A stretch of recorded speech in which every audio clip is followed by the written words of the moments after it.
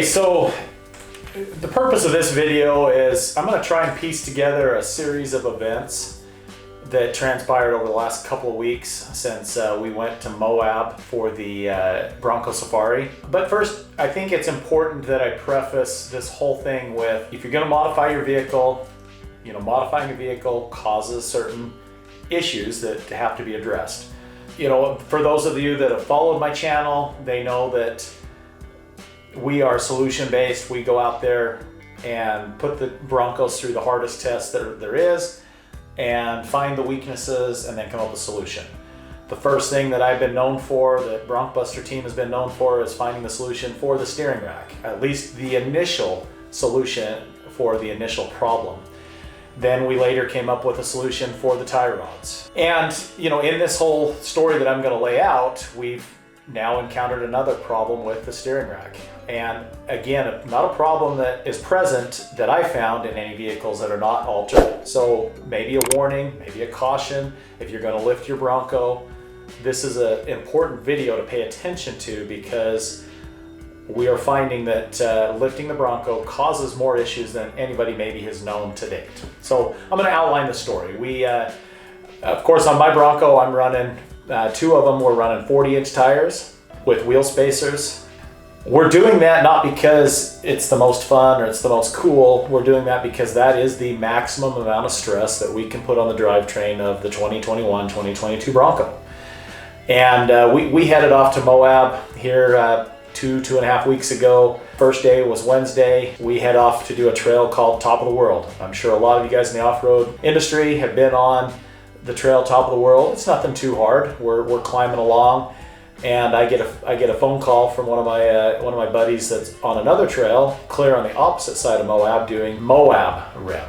He calls me and says, "Well, I've done it." And I said, "What's that?" And he goes, "Well, I just broke my steering rack." And of course, my first impulse was, "Well, wait, how you break your steering rack? You've got the Buster brace on and you've got our bushing in there." And he said, "Well, the whole other side." So keep in mind, if you guys don't know, the part that we've reinforced that we found the first fail point is on the driver's side. So we have the bushing in. I encourage you to go back and watch our other videos if you have not yet, if you're first tuning into this channel, and the solution we solved there, blowing that side of the rack out. He said, "No, I've broken now the passenger side of the rack." And he's explaining that he's got to replace the rack. There's no way to get down from there. Luckily, one of the guys with him, Lauren Healy, has an extra rack. They're able to get him back and on the road. Because I said, "Hey, I brought a spare rack. I've got it back at the trailer. I always carry one because it seems most events that I go to, somebody is bound to break a rack that maybe wasn't carrying our parts." Now we fast forward 10 minutes later. I mean, no joke. Literally 10 minutes later, I'm going up a small obstacle, climbing, and all of a sudden, my rack on the passenger side comes apart. It starts whining and making noise, and steering locks up. I get out and I'm like, "You gotta be kidding me." Jesse at that point, he had sent me pictures. I'm looking at his pictures, I'm looking at my rack. I don't know what the odds of that. I'm thinking the odds are good enough. I need to be in Vegas right now. But the odds of both of us doing the same thing within minutes of each other was just crazy. We make a phone call. One of our friends brings my steering rack out of my trailer up to the, it takes a couple hours. So of course we take and go do the rest of the trail up to the top of the world. We check it out. We're looking at things, taking pictures. We come back down. He brings a rack, and in this video here, you can see us fooling around and putting the new rack in. So now I've got a task in front of me to figure out, okay, why has this failed? Are people out there, some of my viewers that have messaged me, some of the people on Facebook that have said, "Hey, you're just pushing that problem. When you put those braces on those tie rods, those weak tie rods, you're pushing the problem somewhere else." And I've never disagreed that you always, when you upgrade a vehicle, you are going to find a failure somewhere else. And sometimes it's in the other portions of the drivetrain. And in this case, today, on this day that I'm showing you, we found the fail point in the steering rack again. So now we fast forward, we put the new rack in, we take my rack back to our trailer, we take Jesse's rack, we set them side by side, and we start our analysis. Luckily, one of the main guys that was with me that day was Austin Bracken Machinery. You guys have probably seen in my other videos, we're at Bracket Machinery Shop. That's where we manufacture our parts. He's the brains behind my ideas as we sit there and we talk through these processes and what the failures are and how I want to fix it. Austin is the guy that helps me and Talon to come up with these fixes and these parts.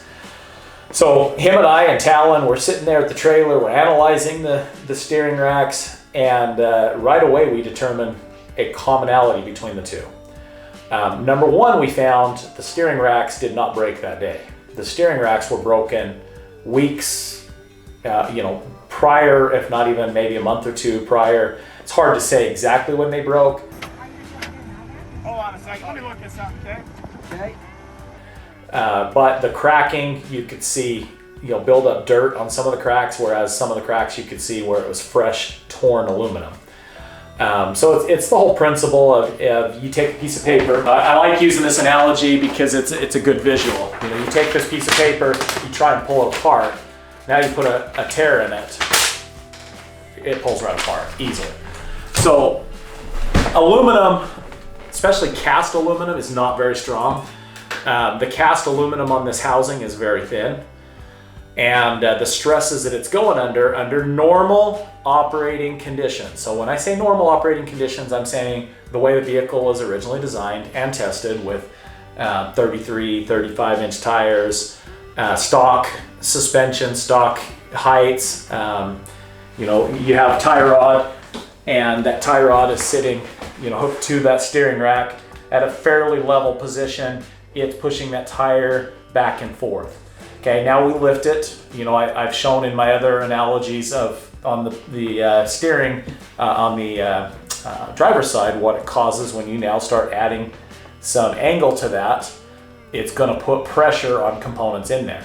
On the driver's side, it was putting pressure and blowing that slack adjuster part of the housing out.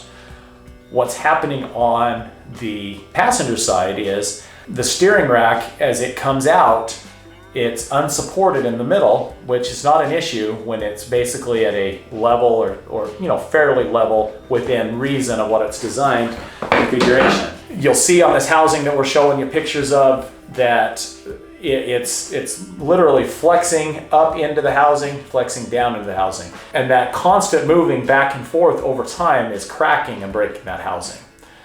That's number one problem we found. So that's what we found while we were there at Moab. We're sitting there, we're looking at it, and we're saying, okay, we found the problem. Now how do we fix it? Okay. Okay, so we've removed the skid plate from the bottom, pulled the bolts out, and now we're getting it to where we can drop that whole rack down to get to the bolts on the end of it. So we're seeing, again, if we can pull that housing apart to inspect it without pulling the whole steering rack out. Okay, so now what we're doing is we're taking the, what kind of screws are those, Talon? Torx? Torx bits. We're taking a Torx bit. Do you know what size? T30. So a T30 Torx bit to take all these screws off the end of that housing, which is then going to allow us to not only inspect it, but possibly change out that housing with a new housing without dropping the entire rack. It's not that hard to drop the rack, but it does take about an extra 30-45 minutes, especially if you've never done it before. It's very tight quarters, so we're thinking this is a good solution without having to take everything out. All right, we're tearing that bushing out now so we can better investigate. So looking at it, again, it's just hammered, which means that whole shaft, this shaft right here is flexing, coming up and chewing that up. Then it hits the housing, which is Right there. a sharp edge. And you can feel, I mean, if you take your finger across there, it's made an indentation. So it's literally grabbing and holding on that housing, which we feel is a lot of what's causing the steering bind. Because, I mean, look at how it's no longer round. If you look at that, it's oblong because it's ground. It's egg-shaped because it's ground out the top and ground out the bottom. And it's ripped out shards of aluminum already. Yeah, and put shards of aluminum all over the ball screw and inside that ball screw, which you don't want. So, you know what, Talon? Feel this one. Feel how tight that is? So yeah, this is the one that has all bound up, and we just got a rack graveyard here. So this one's all bound up because of stuff in it. And if you come over to a new rack that only has a couple of trails on it, it spins way easier because it's not got all that stuff in that ball screw. And that's why we're not experiencing much problem on this one. Still? Okay, so this is the broken rack. We cleaned all the metal shards we thought. And used a whole bunch of brake cleaner, then we re-greased it. This is the third time we've greased it, run it through the ball screw, pulled it back out, and you can see all those shards in there. So Talon's, we've cleaned it, we're running grease through it again. And we're gonna now take this rack, all that shiny. Now we've taken apart our Broncbuster one, the orange one. We're gonna now take Jake's apart. So what do you think yours is gonna look like, Jake? I'm curious. I don't know. With 37s, I'm really curious to see what it looks like. Have you experienced the binding up on your steering? Yeah. Yep. Absolutely. A lot? A lot, and it's getting worse every time we use it. Well, how many trips have you taken out since you've had the Bronco? Gosh, probably. Since 37. Since you've been 37. Probably 15 or so. 15 or so trips. Yeah. So, your first time out with 37s was to United by Bronco. Yep. Then you've been out like several weekends just out in Utah and stuff. Yep. And then the big ones have been you were at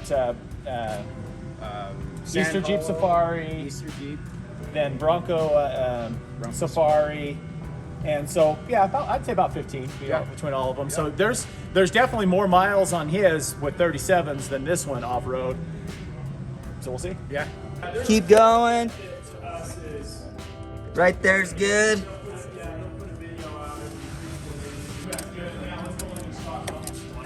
Where do you angle it? Go across the, yeah.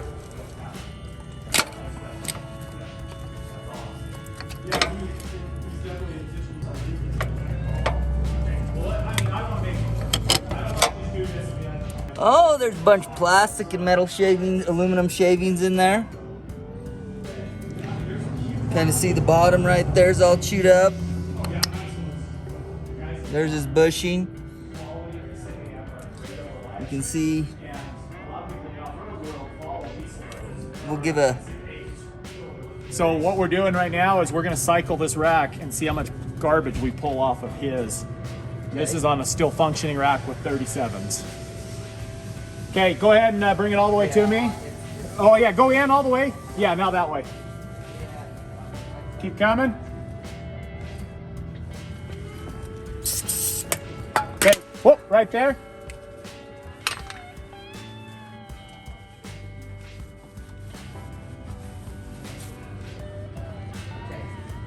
Now that I've cleaned it once, I'm gonna grease it, and then we're gonna cycle it back and forth again. Because the grease helps to pull all that out of his ball screw. Okay, go ahead and cycle it all the way the other way now. Driver.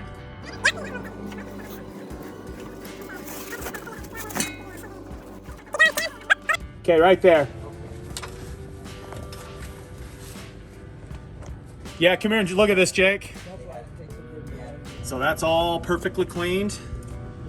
I'm gonna re-grease it again because what I'm trying to do is get all of that debris out of his ball screw bearing.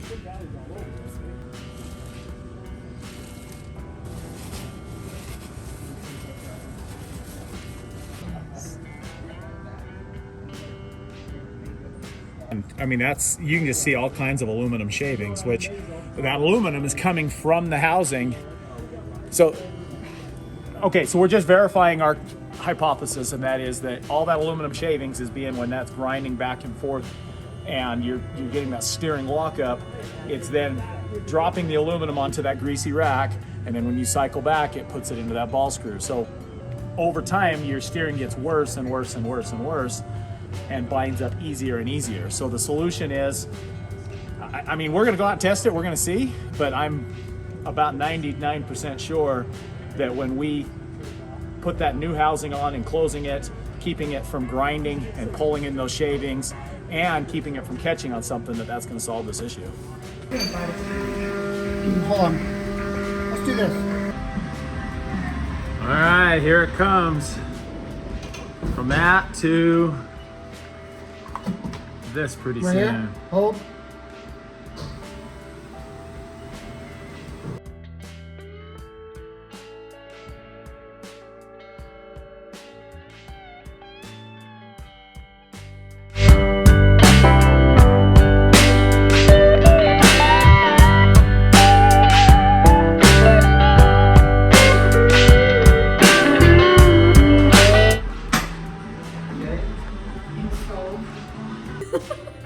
This Or way. put my hand where the. Yeah. Put your thumb right there. How much heavier is one from the other? This is definitely a lot heavier. So if you look it's at- more solid. Look at that. Hey, bring it over. We're gonna put on Well- the scale, Tyler.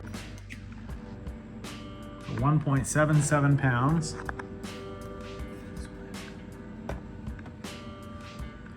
4.27 pounds. Yeah, 4 times. Okay, so do you want this or do you want that holding your rack? So what we're seeing initially is, let's see if that lighting's good, is the black bushing that's in there from stock.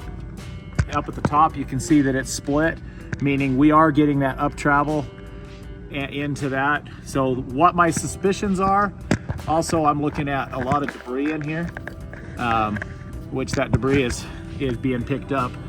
And we'll go into more details of what our theories are, but this I just want to document it as we go. We identified a problem and we designed a part that now does not allow for the steering rack to flex, that does not allow for it to pick up those metal shavings, and it allows it to move freely in and out without breaking that housing. You know, that part is what mounts to the vehicle, that part is what supports the whole rest of the steering rack, and it solves a multitude of problems. Going back to one of the issues that we want to solve in this for you guys is, again, the steering binding up.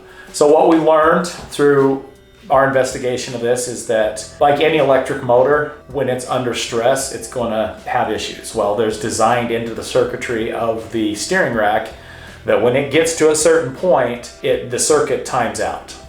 Basically, it says, I'm done, I'm not doing any more, and it puts it into kind of a limp mode, per se, you know, like an engine going into limp mode. It limps that steering out to where it will not work until it resets. Some of us have experienced, all right, we shut the engine off, we kind of get the computer to reset, we turn it back on, it'll work again, and we're off and going. But we want to keep from getting to that point. So this isn't going to solve that 100%, because if you get into areas where that motor still heats up, but when you eliminate metal grinding on metal and cutting metal, it reduces it drastically. So now we said, all right, we have a plan, we have a solution, we have what we think will fix it.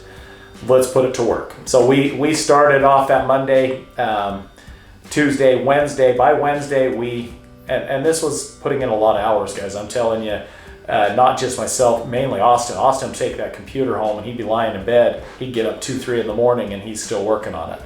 So it became a kind of a consuming thing for us to figure this out. So now we fast forward to Wednesday, we finally get both parts built. We rebuild both steering racks with this new housing.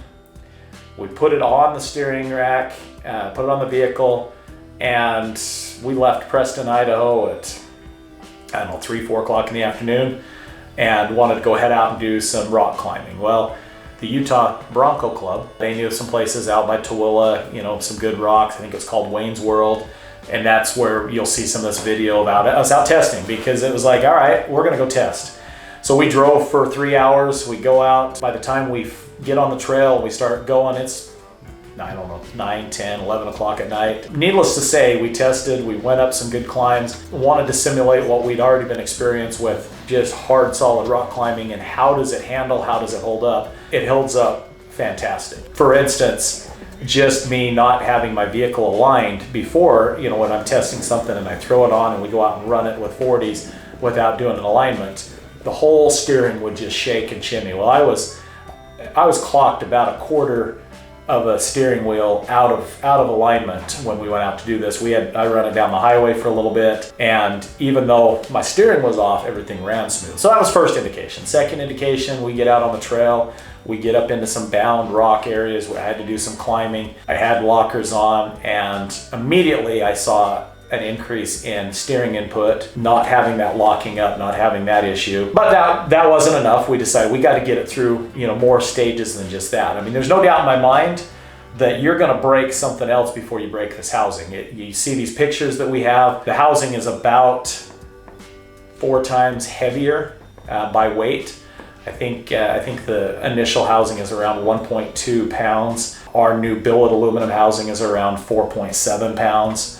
So it's essentially about 4 times heavier, but some of the places where we added that additional weight did it in a way that would reinforce it. You're going to break something else before you break this housing. But again, we're trying to solve more than one problem. We're trying to solve the braking issue. We're trying to solve the binding issue of the steering, and we want to prevent premature rack failure.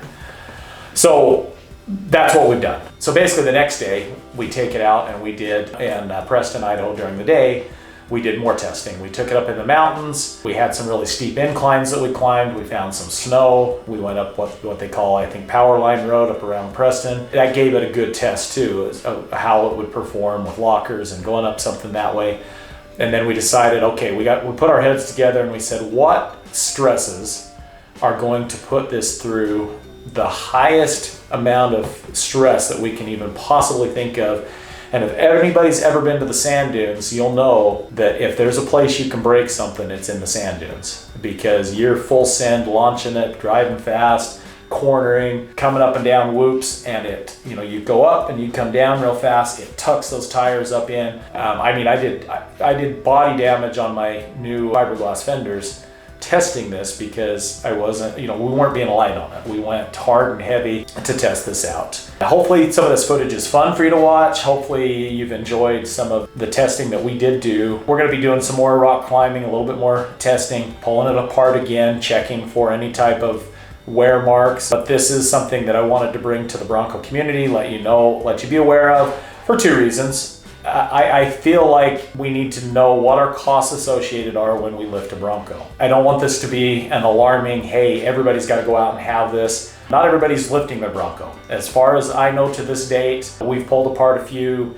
I'm not seeing this issue of metal shavings and deterioration on the stock configuration. The whole saying, you got to pay to play. I think if you're lifting your Bronco, especially if you want to go out and wheel hard with a lifted Bronco, this is something to look into. I recommend, if somebody wants to not even just go out and wheel hard, if you want to go out and put it in Baja mode, off-roading, that's a situation where a weak housing with lift, you're going to just be constantly up, down, shoving that up in there. I think over time with a lift and just driving in normal use, you could see damage to your steering rack. Again, information. I'm not trying to get everybody to go out there and buy my housing. I'm just trying to educate everybody and let you know that there are options.